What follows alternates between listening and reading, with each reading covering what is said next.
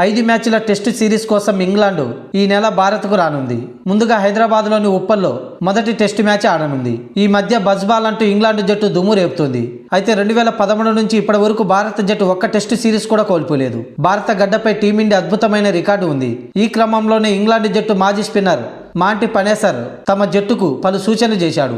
భారత్పై England series కైవసం చేసుకోవాలంటే ముందుగా హిట్ మ్యాన్ రోహిత్ శర్మను త్వరగా అవుట్ చేయాలని సూచించాడు. స్పిన్ బౌలింగ్ లో రోహిత్ శర్మ బాగా ఆడతాడని చెప్పాడు. రన్నింగ్ పిచ్చిలపై బ్రాడ్ మ్యాన్ లాగా కనిపిస్తాడని ప్రశంసించాడు. ఇండియా పిచ్చిలపై రోహిత్ శర్మకు రికార్డు బాగుందని, అతనితో జాగ్రత్తగా ఉండాలంటూ ఇంగ్లాండ్ బౌలర్లకు సూచించాడు పనేసర్. ఇక రోహిత్ శర్మను అవుట్ చేసిన తర్వాత ప్లాన్ బికి వెళ్లాలని సూచించాడు. రోహిత్ శర్మను అవుట్ చేస్తే యువ బ్యాట్స్మెన్లను ఒత్తిడిలోకి నెట్టవచ్చని సూచించాడు. ఇక రవిచంద్రన్ అశ్విన్ విభిన్నమైన బంతులను సంధిస్తాడని, అతడి బౌలింగ్లో రోజు రోజుకు పదును పెరుగుతుందే కానీ తగ్గడం అంటూ ఉండదంటూ పనేసర్ పేర్కొన్నాడు. టర్నింగ్ పిచ్చులపై వికెట్లు తీయడం అంత సులభం కాదు.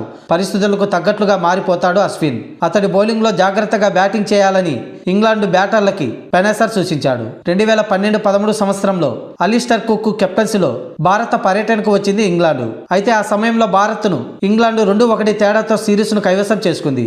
అప్పటి నుంచి ఇప్పటి వరకు ఏ జట్టు కూడా భారత గడ్డపై టెస్టు సిరీస్ గెలవలేదు.